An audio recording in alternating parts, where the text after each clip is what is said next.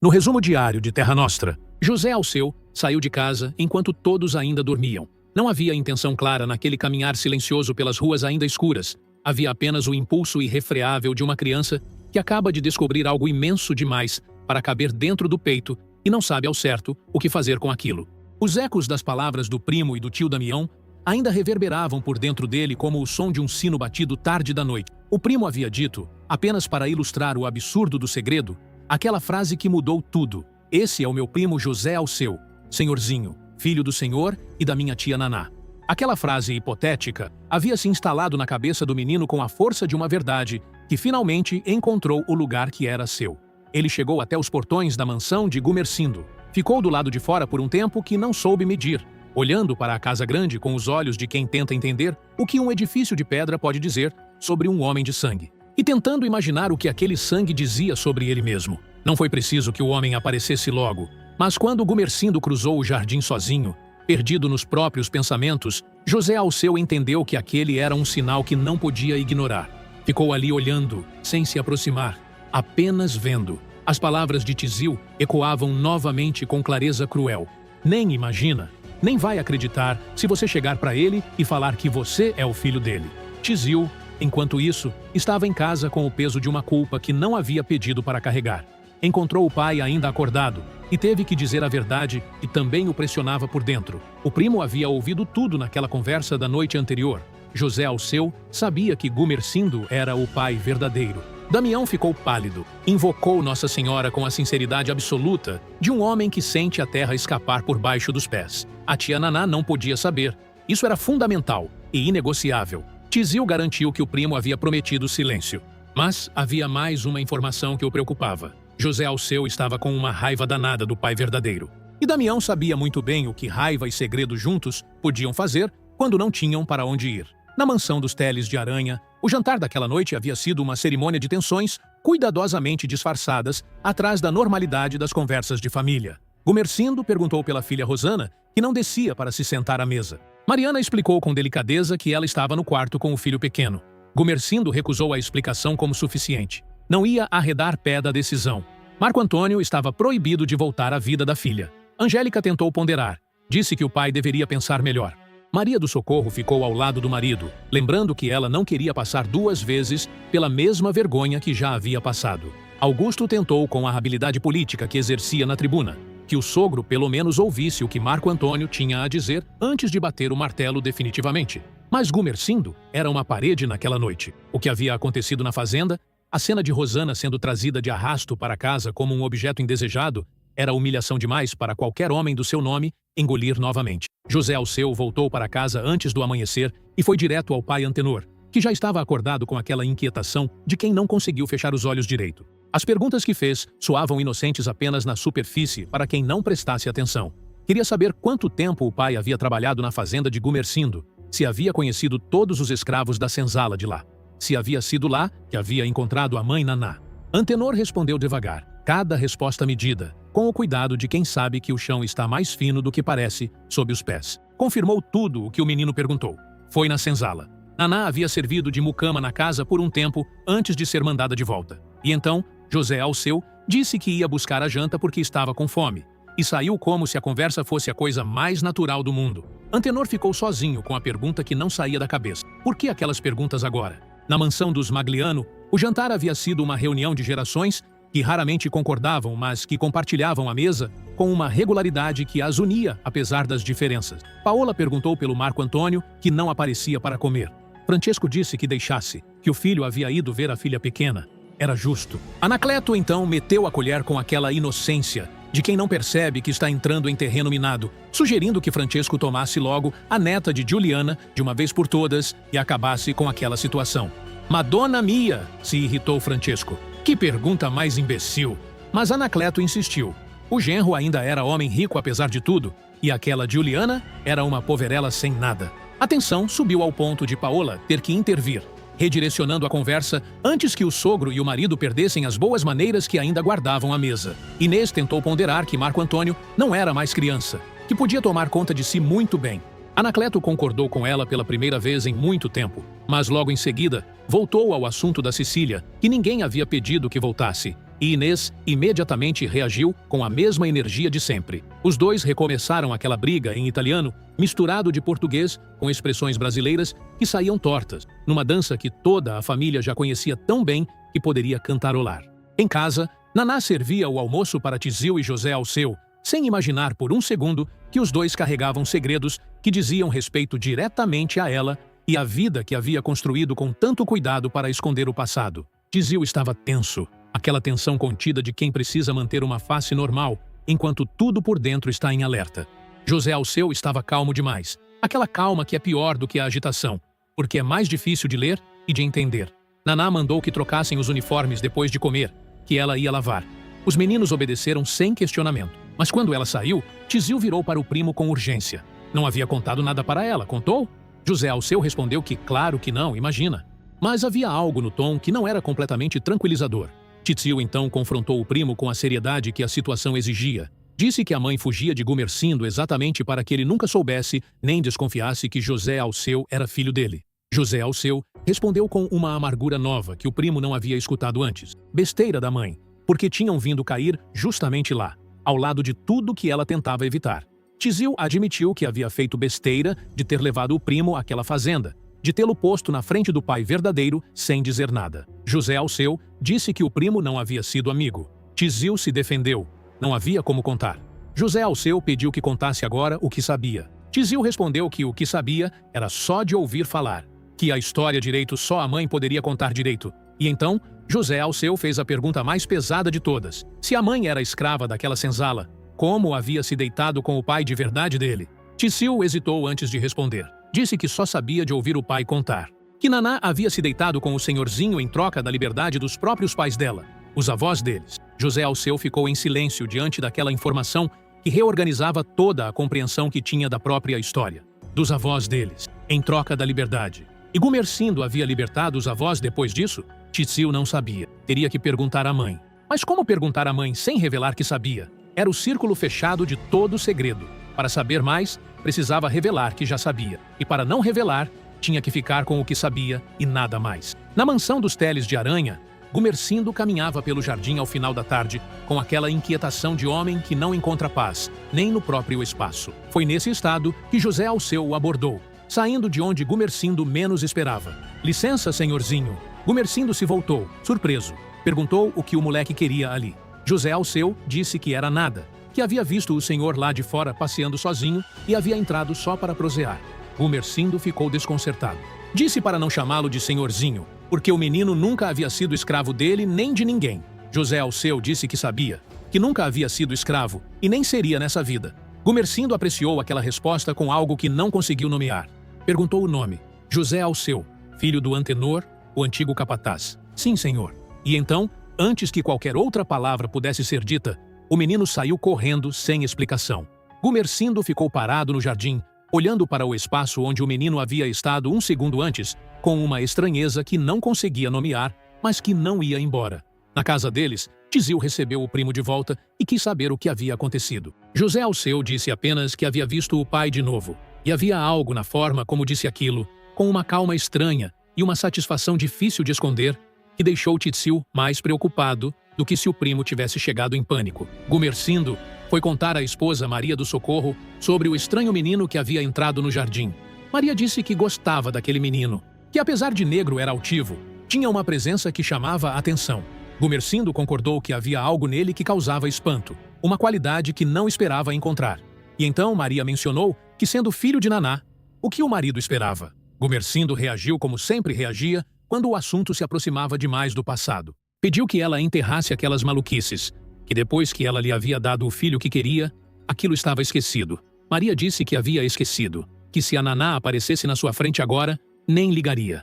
Mas havia algo na forma como disse aquilo que sugeria que esquecer e não sentir mais eram coisas completamente diferentes. Gumersindo mandou encerrar o assunto com aquela autoridade de barão que não admite ser contrariado dentro da própria casa. E o assunto foi encerrado, na superfície, ao menos. Por dentro, cada um carregava o que carregava, sem mostrar para o outro. Maria do Socorro foi para o quarto rezar, como fazia toda noite. Gumersindo ficou na sala um pouco mais, com o cigarro que não acendia, pensando naquele menino que havia entrado no jardim sem aviso, que havia olhado para ele de um jeito que ele não conseguia identificar e que havia saído correndo antes que a conversa pudesse ir mais longe. Havia naqueles olhos algo que ele não reconhecia, mas que o incomodava. A espécie de estranheza que nos acompanha quando vemos algo que já vimos antes, mas não conseguimos lembrar onde. Na mansão dos Magliano, Naná dava de comer aos meninos com a eficiência prática de quem tem muito para fazer e pouco tempo para perder.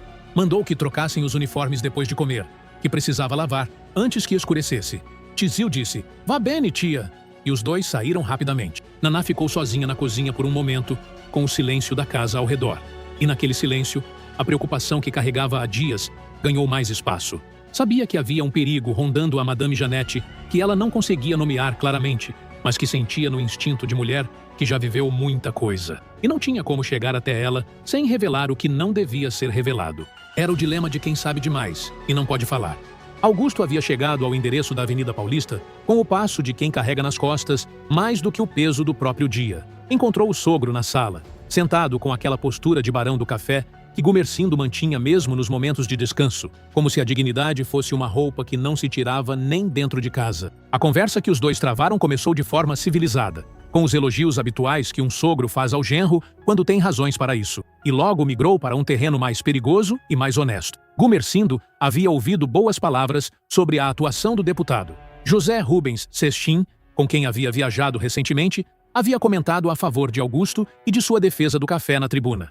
O deputado agradeceu com a modéstia calculada de quem sabe que o elogio carrega um preço implícito e foi direto ao problema que lhe preocupava genuinamente. Não poderia continuar na tribuna apenas para defender o café.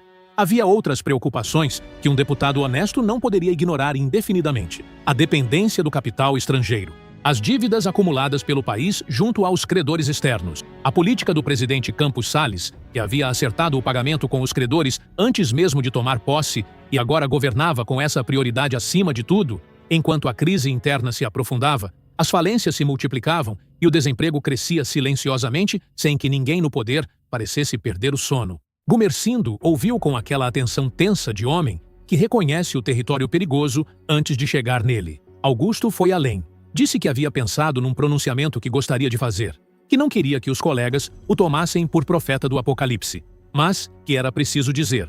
Se o país continuasse atraindo o capital estrangeiro em detrimento da própria força de trabalho, sacrificaria o futuro de toda uma geração. Pagaria juros que nunca terminariam. Os netos herdariam uma dívida que seria sempre impagável, porque os credores crescem exatamente quando o devedor se enfraquece. E nós sabemos, continuou ele com a cadência de quem está mesmo na tribuna, que um pobre diabo que recorre a um agiota que lhe empresta dinheiro para comprar o pão dos filhos não difere muito de uma nação que toma dinheiro lá fora.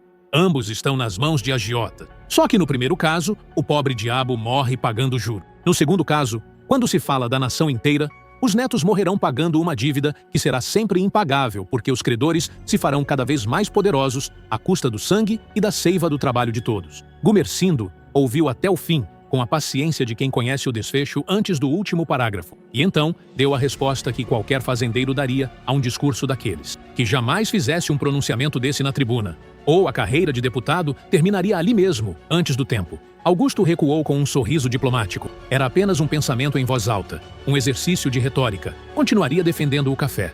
Havia sido eleito para isso, não havia sido? Gumersindo completou com a dureza velada de quem não precisa gritar para ser ouvido e acreditado. E continuasse rezando por essa cartilha, antes que alguém acabasse com a vida do senhor deputado Augusto. Na fazenda, Matilde e Leonora conversavam sobre o deputado Augusto com aquele tom leve de mulheres que avaliam um homem à distância segura. Matilde havia almoçado no restaurante do trem com o deputado durante uma viagem e guardara uma impressão que não conseguia disfarçar completamente. Aquele homem tinha uns olhos, um jeito de falar, uma maneira de olhar para uma mulher que derretia qualquer um. Leonora rebateu com a firmeza prática de quem conhece bem os perigos desse tipo de pensamento. Era ela que estava botando besteira na cabeça. O senhor e deputado Augusto era um homo sério. Morria de amor pela mogli Angélica.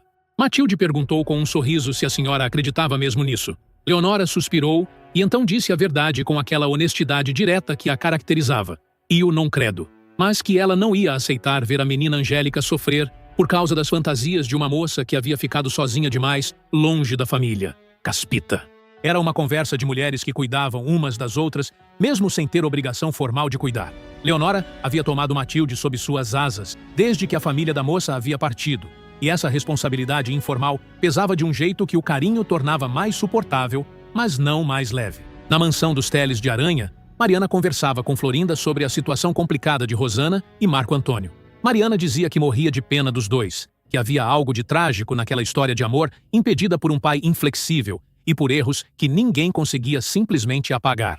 Florinda, que havia vivido na fazenda e sabia o que Mateu havia sofrido durante o casamento com Rosana, conteve-se por um momento antes de responder.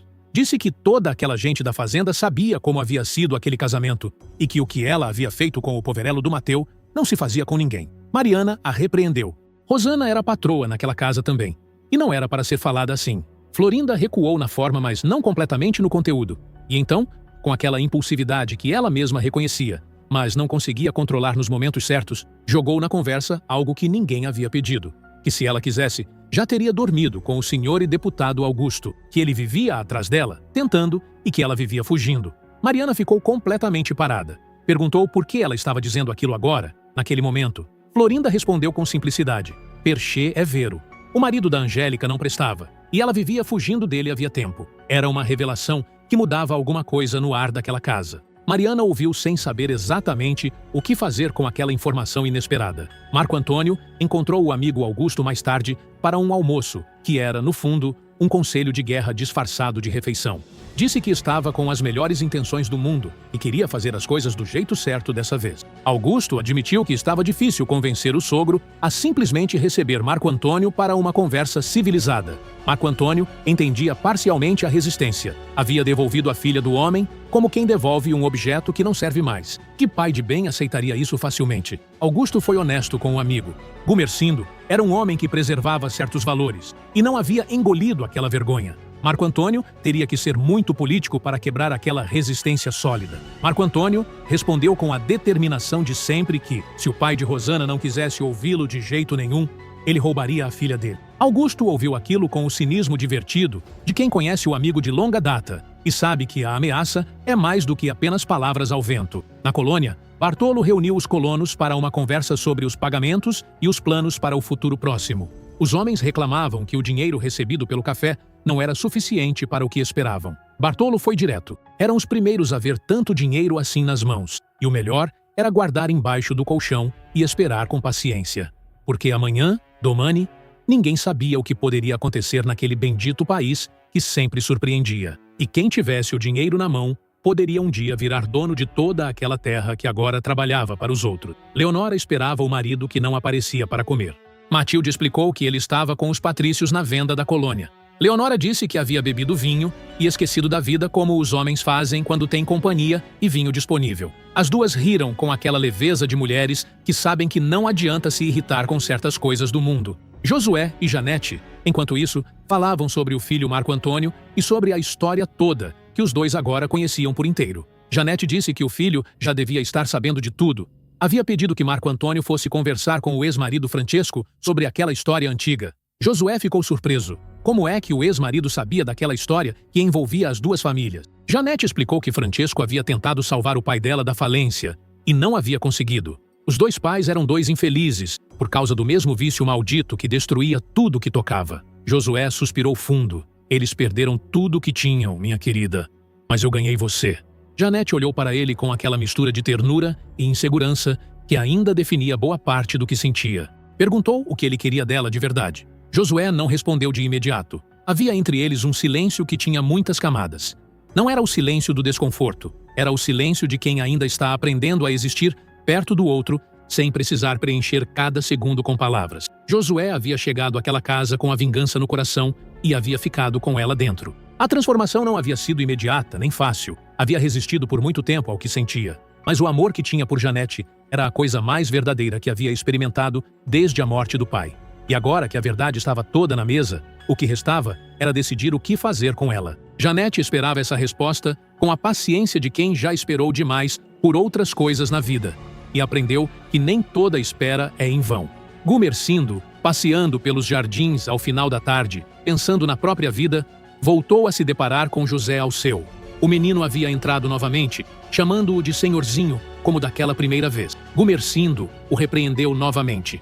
Não precisava de senhorzinho. Nunca havia sido escravo. José Alceu disse que sabia disso. Perguntou o nome. Gumersindo se identificou.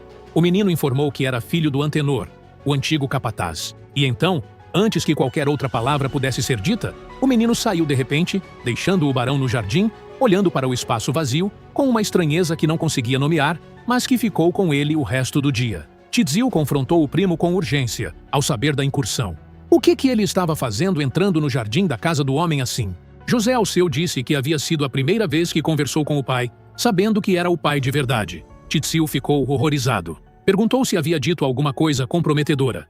Não havia, mas havia gostado de ver que o homem não gostou de ser chamado de senhorzinho, porque havia dito que o menino nunca havia sido escravo dele nessa vida. E José Alceu achou aquilo de alguma forma bonito, como se o pai, sem saber que era o pai, tivesse dito a coisa certa. Tizil olhou para o primo com aquele desespero silencioso de quem está segurando uma panela que vai explodir e não consegue tampar todas as saídas ao mesmo tempo. Disse que José Alceu estava brincando com fogo, que se Naná soubesse o que o filho estava fazendo, ficaria fora de si, e que não precisavam disso na vida deles. José Alceu ouviu em silêncio. Depois disse que entendia o primo, que sabia dos riscos, mas que havia uma coisa que Tizil não havia entendido ainda. Ele não queria revelar nada, não queria que o homem soubesse, não queria uma coisa daquela natureza. Só queria saber como era olhar para o pai de verdade, sabendo que era o pai de verdade. E agora sabia. Aquele homem era severo, era altivo, era orgulhoso, e havia dito que o menino nunca havia sido escravo. E aquilo bastava. Por enquanto, aquilo bastava.